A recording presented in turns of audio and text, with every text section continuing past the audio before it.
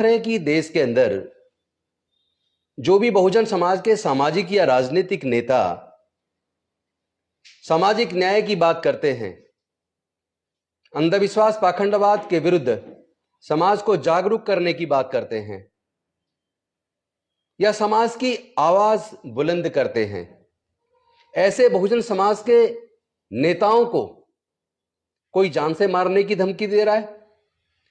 कोई उनको गंदी गंदी गालियां दे रहा है। आज मैं बहुजन समाज के तमाम राजनीतिक व सामाजिक नेताओं से, विशेष करके जो सामाजिक और राजनीतिक न्याय की लड़ाई को लड़ने वाले हमारे समाज के नेता हैं,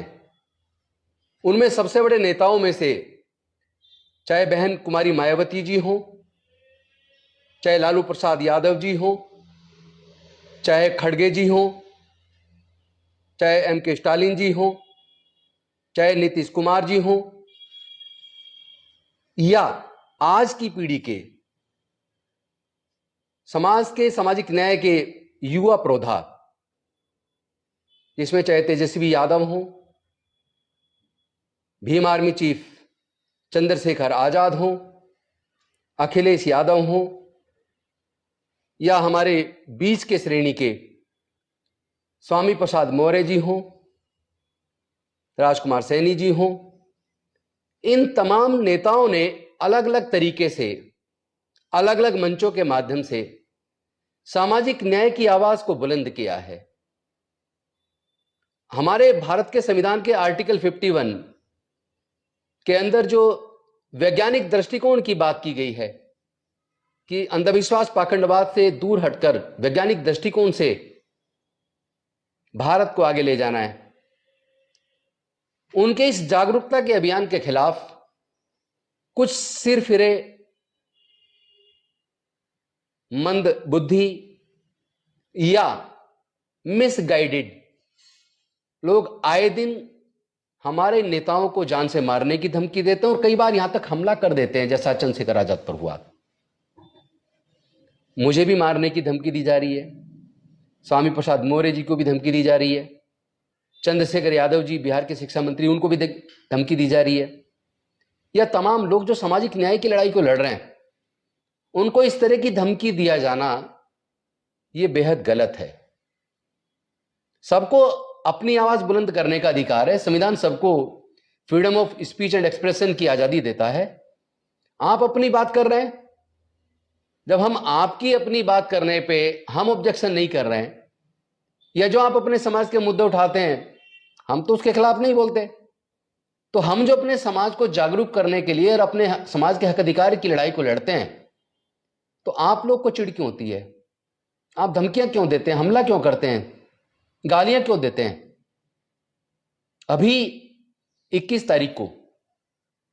सुबह 11 बजे जंतर मंतर पर एक कॉल दी गई है कि सभी बहुजन समाज के सामाजिक या राजनीतिक नेता जंतर मंतर पर आए। तमाम बहुजन समाज के संगठन, उनसे भी मैं अपील करता हूं सब लोग जंतर मंतर पर आए, क्योंकि यह कॉल केवल चंद्रशेखर आजाद के लिए नहीं है, केवल चंद्रशेखर आजाद की सुरक्षा को लेकर नहीं है, बल्कि तमाम उन बहुजन समाज के सामाजिक या राजनीतिक नेताओं के लिए, चाहे वो बहन मायावती जी हों, चाहे खड़गे जी हों, चाहे लालू प्रसाद यादव जी हों या अन्य नेता हों। मैं उन सब की सुरक्षा की सरकारों से मांग करता हूं, और ऐसे सिर्फ लोग जो समाज में नफरत पैदा कर रहे हैं, जाति और धर्म के नाम पे बांटने की बात कर रहे हैं, जो लोगों को लड़ाने की बात कर रहे हैं, जिनके भाषणों में आतंक पैदा होता है, जो लोग किसी धर्म विशेष को या जाति विशेष को कत्ल करने की बात कर रहे हैं, ऐसे लोगों को जेल में डालने की जरूरत है। यह अपील मैं सरकारों से करता हूं, केंद्र सरकार से भी और राज्य सरकारों से भी। और इसके साथ साथ मैं छत्तीसगढ़ की सरकार को भी एक चेतावनी देना चाहता हूं।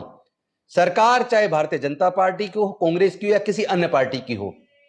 कहीं पे भी अनुसूचित जाति, जनजाति, पिछड़े वर्ग, अल्पसंख्यक या किसी अन्य गरीब के साथ जुल्म होगा तो हम उस लड़ाई को लड़ेंगे। अभी कल इतना दिल दहला देने वाला वीडियो सामने आया, छत्तीसगढ़ के अंदर अनुसूचित जाति, जनजाति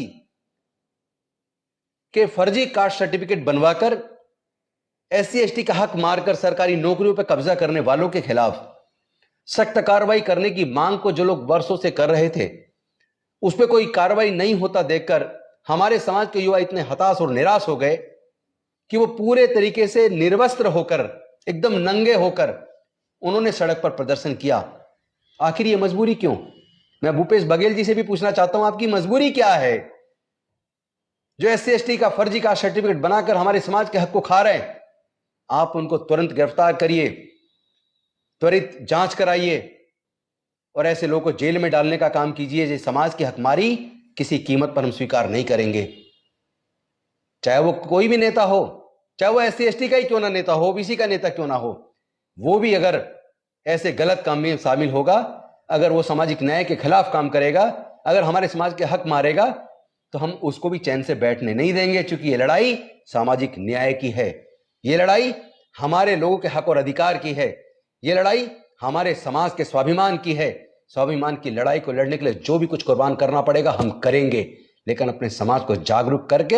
हम अपने समाज के हक अधिकार को लेने के लिए जो भी करना पड़ेगा करेंगे, लेकिन अपने अधिकारों का हनन किसी कीमत पर स्वीकार नहीं करेंगे। और अपनी बहन बेटियों की इज्जत के लिए, मान सम्मान के लिए, समाज के स्वाभिमान के लिए हम लोग आ रहे हैं 21 जुलाई को सुबह 11 बजे जंतर मंतर पर। मैं सभी साथियों से अपील करता हूं, आप भी आइए। सभी संगठनों के नेता, सभी सामाजिक नेता, सभी राजनीतिक नेता, चाहे वो किसी भी पार्टी के हों, मैं उनसे भी अपील करता हूं कि समाज के स्वाभिमान के लिए 21 जुलाई को सुबह 11 बजे जंतर